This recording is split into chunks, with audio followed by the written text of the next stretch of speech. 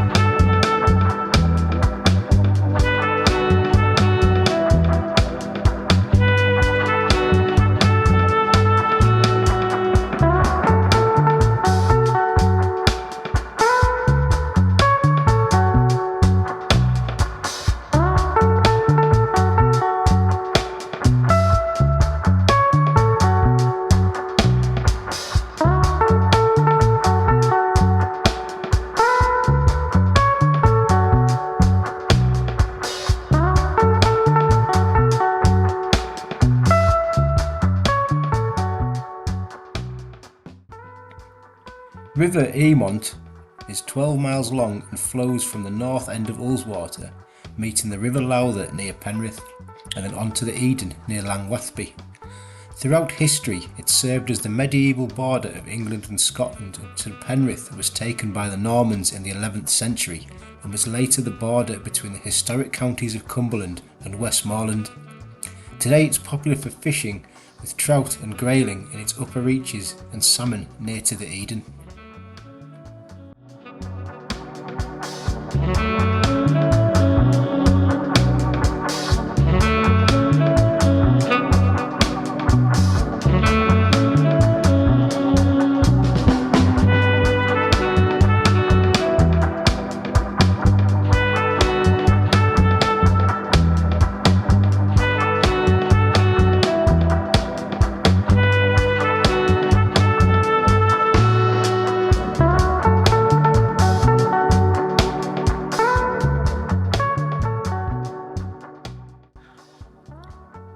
The village of Eamont Bridge is named for the Grade 1 listed road bridge crossing the river here.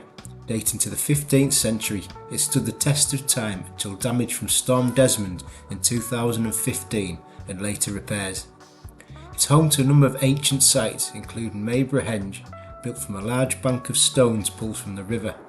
Later it played host to the Gathering of the Kings in July 927 by Aethelstan, King of the Saxons, and considered the foundation of the Kingdom of England.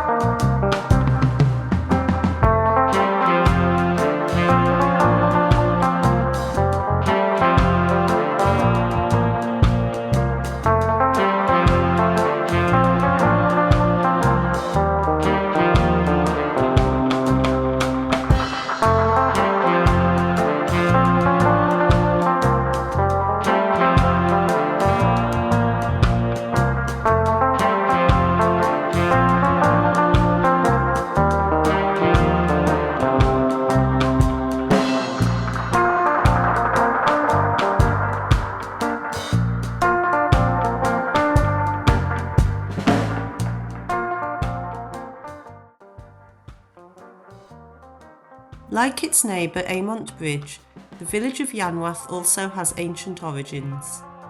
Yanwath Hall includes a 14th century peel defensive tower with walls 2 metres thick, which was used to shelter from border reaver raids and then later became a farm in the 17th century.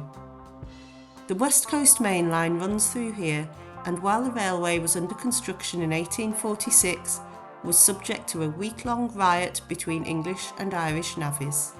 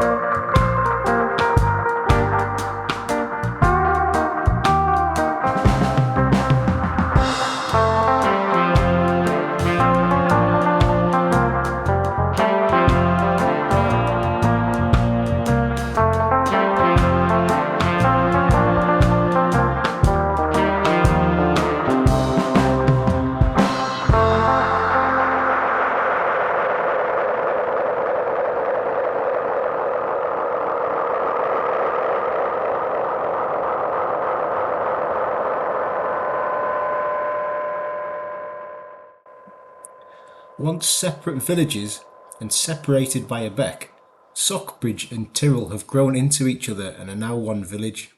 It was once home to William Wordsworth's grandfather, who lived in the home now known as Wordsworth House, and later his brother, who owned the Queen Head Inn. Built in 1719 and retaining many historical features, the Queen's Head is still a popular pub serving the village today.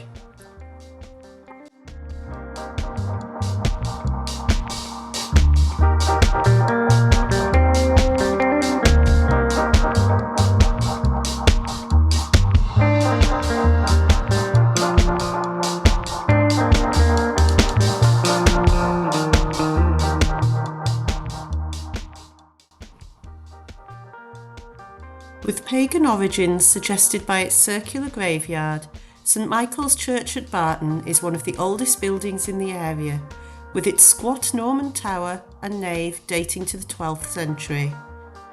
Throughout the centuries, it served as the mother church to Ullswater's Christian communities as part of a large rural parish stretching along the shoreline down to Patterdale and Martindale.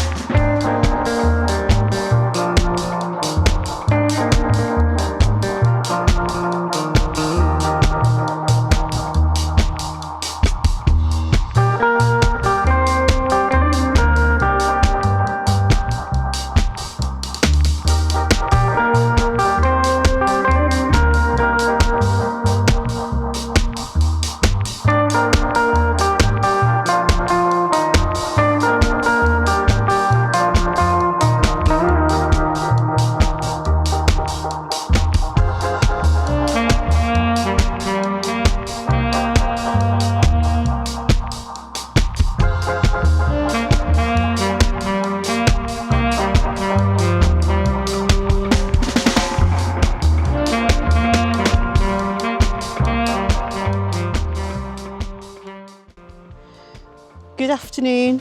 We've now arrived at Pooley Bridge, 9 miles after setting off on our walk. So we've come from Eamont Bridge and Brougham Castle, where the Eamont and the Lowther join together, down here to Ullswater, which is the start of the River Eamont, where it falls as the outflow under the bridge. The bridge was destroyed in Storm Desmond in 2015 and was rebuilt in 2019.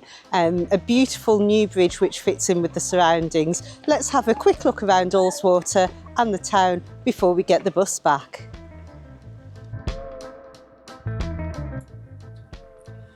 Pooley Bridge sits at the head of the River Eamont next to Dunmallard Hill and Ullswater.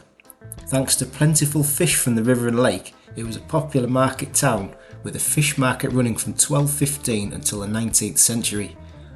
The original stone bridge which gave the town its name was built in the 16th century and washed away in 2015, replaced by a temporary bridge in 2016, with the new design announced in 2017, built in 2019 and completed in 2020.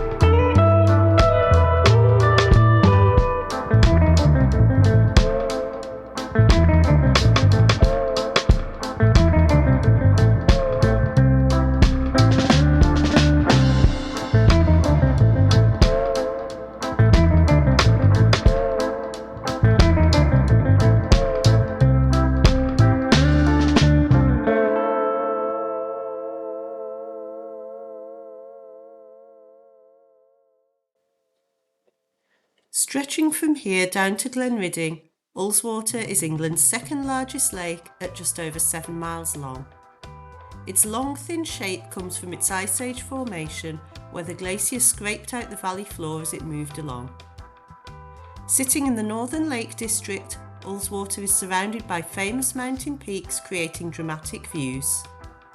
The popular Ullswater steamers were originally working boats to transport goods, workers and mail around local mines and villages, but now operate for leisure all year round.